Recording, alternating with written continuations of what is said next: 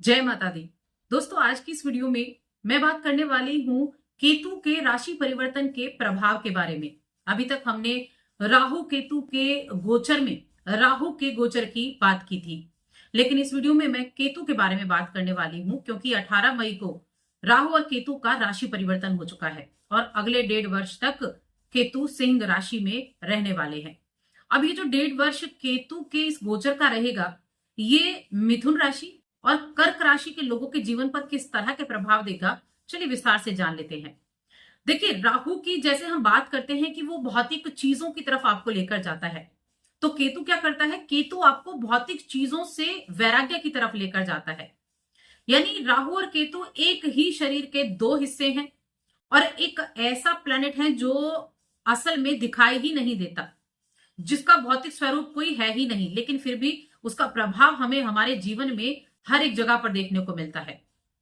अब देखिए, राहु और केतु की अगर हम बात कर रहे हैं तो ये क्या है? ये चंद्रमा के दो बिंदु हैं, एक तरफ राहु और एक तरफ केतु, इसलिए इनका प्रभाव बहुत अधिक भी रहता है। तो देखिए, राहु की अगर मैं कहूं तो जिस तरह से हम केतु की अगर मैं बात करूं तो जैसे हम राहु को कहते हैं कि ये भौतिक सुख संसाधनों की तरफ आपको लेकर जाता है, वैसे ही मैं कहूंगी जो केतु है ना, ये ग्रह इंसान को अंदर से बदलने की ताकत रखता है, उसके सोचने की समझने की ताकत उसको देता है। यानी ये आपके आंतरिक विकास पर ज्यादा काम करता है, इसीलिए केतु को मोक्ष का कारक कहा गया है। रहस्यवादी ग्रह ये है ही, और साथ में जो केतु है वो धर्म का कारक भी। यानी कि 9th और 12th में अगर केतु हो तो बहुत अच्छे रिजल्ट केतु के द्वारा आपको अपने जीवन में देखने को मिलते हैं। आपने सुना होगा कि केतु जो है वो डिटैचमेंट दिखाता है, यानी कि जिस घर में ये बैठता है उस घर से ये डिटैच करता है। पहले तो उस घर के द्वारा दी गई जो चीजें है ना, उनको लेता है, उन्हें अपनाता है, लेकिन जल्दी ही उससे डिटैच भी कर देता है। केतु को जिस तरह से हम डिटैचमेंट कहते हैं, एक कट करने वाला भी ग्रह हम केतु को बोलते हैं। यानी कहीं चोट लग जाना, एक्सीडेंट हो जाना, ये भी केतु ही कराता है। अब देखिए, डिटैचमेंट का मतलब क्या है? किसी भी रिश्ते को अगर आप देखें, किसी भी रिश्ते में अलगाव की स्थिति, तो वो क्या है? वो एक तरह का कट है, वो एक तरह का डिटैचमेंट ही है जो केतु कराता है। अब राहु तो हो गया गर्दन से ऊपर का हिस्सा और केतु हो गया उससे नीचे का हिस्सा। तो केतु के पास तो हेड है ही नहीं, तो केतु क्या सोचेगा, विचारेगा बहुत ज्यादा नहीं, चलने फिरने का काम ज्यादा करता है। इसलिए कहते हैं कि जब केतु 10th हाउस में होता है तो वो व्यक्ति अपने करियर पर बहुत ज्यादा फोकस नहीं कर पाता, क्योंकि उसको बैठकर एक जगह काम करने की आदत नहीं होती। एक जगह एक चीज से जल्दी ही मन भर जाएगा, फिर दूसरा काम उसको चाहिए। इसीलिए केतु को 10th हाउस में बहुत अच्छा नहीं माना जाता है। लेकिन क्या केतु सिर्फ डिटैचमेंट देते हैं? नहीं। जिस तरह से हम राहु के प्रभाव की जब बात करते हैं तो कहते हैं कि राहु आपको रंक से राजा बना सकता है, लेकिन कहते हैं राहु जिस घर में बैठा है उसके घर की चीजों के लिए आपको पागल कर देता है और आपको उस घर से जुड़ी हुई हर एक चीज चाहिए और मिलती भी है, लेकिन जल्दी ही क्या होता है, उसके द्वारा आपको दुख भी मिलता है। लेकिन केतु क्या करेगा? केतु आपको धीरे कार्य करके देगा, लेकिन एक स्थिर चीजें आपको देगा। यानी कि जो केतु के द्वारा हमें रिजल्ट प्राप्त होते हैं, जो धन प्राप्त होता है, वो लंबे समय तक टिकने वाला होता है। ये केतु है। अब इसका जो गोचर है वो कहाँ है? वो सिंह राशि में होने वाला है। अभी पिछले 18 महीने से लगभग 1.5 वर्ष से केतु कन्या राशि में विराजमान थे। अब 18 मई को इन्होंने सिंह राशि में प्रवेश किया, क्योंकि ये हमेशा उल्टी चाल चलते हैं। सारे प्लैनेट सीधी चाल चलते हैं, ये उल्टी चाल चलते हैं। राहु और केतु दोनों 18 महीने एक राशि में रहते हैं और अब 18 मई से ये 1.5 वर्ष तक सिंह राशि में ही रहेंगे, जो कि सूर्य की राशि है, अग्नि तत्व की राशि है। अब यहां बैठकर ये क्या कुछ देने वाले हैं, इसके बारे में हम जानेंगे। तो आगे बढ़ने से पहले छोटा सा निवेदन है, चैनल पर आप पहली बार आए हैं, अभी तक चैनल को सब्सक्राइब नहीं किया है तो सब्सक्राइब जरूर कर लें। कुंडली दिखाना चाहते हैं तो व्हाट्सएप पे आप मैसेज के थ्रू हमसे कांटेक्ट कर सकते हैं। तो पहले मैं बात करूंगी मिथुन राशि के लोगों के लिए।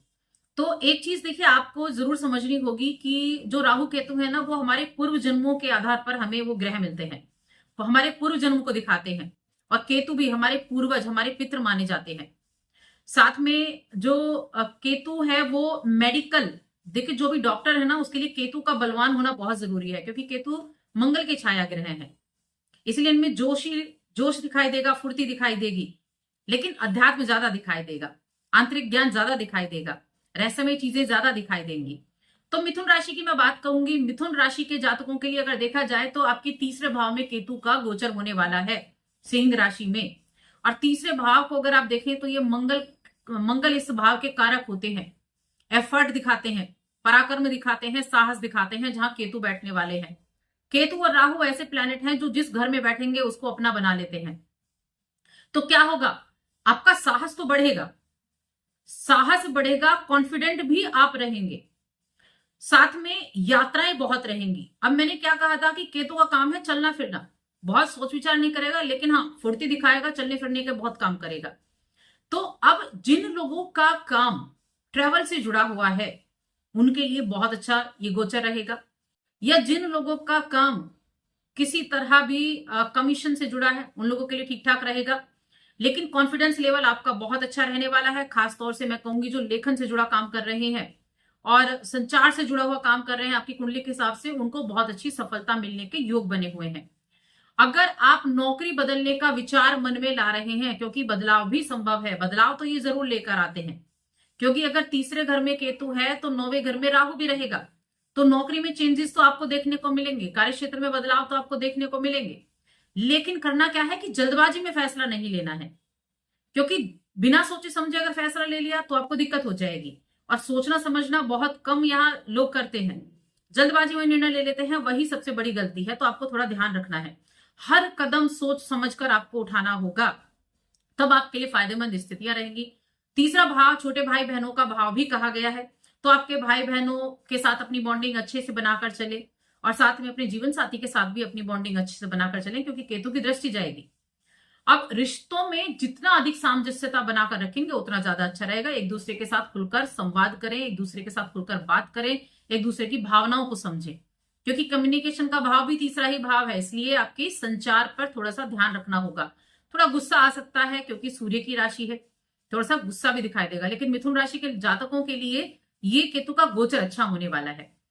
अब यहां मैं बात करूंगी कर्क राशि की, कर्क राशि के लिए कैसा रहेगा। तो देखिए कर्क राशि क्या है, चंद्रमा की राशि है, और आपके तो दूसरे भाव में केतु का गोचर है। दूसरा भाव क्या है, दूसरा भाव आपके संचित चीजों का है, आपके कर्म संचित हैं, संस्कार संचित हैं, आपका धन संचित है, आपका कुटुंब है, आपकी वाणी है, आपके खाने पीने की चीजें हैं, ये द्वितीय भाव होता है। अब केतु के पास तो हेड नहीं है, तो क्या करेगा, कर्क राशि के लोगों के जीवन में बदलाव तो आएगा दूसरे भाव में, लेकिन थोड़ा ध्यान रखना है, वित्तीय स्थितियों में ध्यान रखना है, किसी तरह के पैसे का लेन देन करते समय ध्यान रखना है, क्योंकि खर्चे आपके बढ़ सकते हैं। और कोई भी आप काम कर रहे हैं उसमें योजना बनाकर काम करेंगे तो अच्छा रहेगा। लेकिन जो अष्टम में राहु बैठे हैं और यहाँ पैतृक संपत्ति से लाभ की उम्मीदें जरूर बनती दिखाई दे रही हैं। कुंडली के हिसाब से देखा जाए तो जल्दी पैसे कमाने की जो लालसा है ना, वो आपके अंदर हो सकती है, तो इसलिए सतर्कता भी बरतनी है। अब भ्रम की स्थिति भी केतु देगा, तो भ्रम की स्थिति से बाहर निकले, भ्रम की स्थिति में बिल्कुल फंस के नहीं रहना है, क्योंकि भ्रम भी देते हैं, क्योंकि राहु भी सामने बैठा है, राहु भी देखेगा द्वितीय भाव को, तो भ्रम की स्थिति यहां हो जाती है। पारिवारिक संबंधों में मधुरता बनाए रखने के लिए शब्दों पर नियंत्रण रखने, क्योंकि शब्द वाणी द्वितीय भाव है, और मैंने जैसा कि कहा केतु के पास हेड नहीं है, तो थोड़ा वाणी पर संयम बनाकर रखें। अनजाने में कोई भी कही गई बात गलतफहमी का कारण बन सकती है, इसीलिए थोड़ा सा सतर्कता बरतनी है। कर्क राशि के जातकों के लिए चंद्रमा की राशि है, बहुत जल्दी पीड़ित भी हो जाती है, तो इसलिए थोड़ा सा ध्यान रखना है, सोच समझकर बोलना है, उपाय जरूर करने हैं, उपाय बहुत हितकर आपके लिए साबित होंगे। क्या उपाय करने हैं, तो कर्क राशि के जातकों के लिए मैं कहूंगी, एक तो इसके पीपल के पेड़ के पास एक दीपक जरूर जलाएं, ये उपाय आपको करना है। दूसरा, भगवान शिव का अभिषेक भी आप करें, ये आपके लिए अच्छा रहेगा। और चांदी की एक रिंग आप पहन सकते हैं, ये भी आपके लिए अच्छा रहेगा। बाकी कर्क राशि के जातकों के लिए थोड़ा सा ध्यान, देखिए मुंह संबंधी प्रॉब्लम हो सकती है, मुंह में छाले हो गए, दांत संबंधी प्रॉब्लम, क्योंकि द्वितीय भाव इन्हीं चीजों का है जहां केतु है, तो थोड़ी सी ऐसी समस्याएं हेल्थ संबंधी आपको देखने को मिल सकती हैं। और परिस्थितियों को संभालेंगे, काम करेंगे तो रिजल्ट भी आपको देखने को मिलने वाले हैं। लेकिन यहाँ मैं कहूंगी शेयर मार्केट हो गया, इनसे चीजें जो है ठीक रहेंगी, जैसे लोहे से जुड़ी, इस्पात से जुड़ी, इन चीजों में अच्छा रहेगा। आवाज से जुड़ी ये चीजें अच्छी रहेंगी और इनमें थोड़ा सा रिजल्ट ठीक देखने को मिलेगा। तो बस आज की इस वीडियो में इतना ही। वीडियो का आपको कैसी लगी हमें कमेंट करके जरूर बताएं। जय माता दी।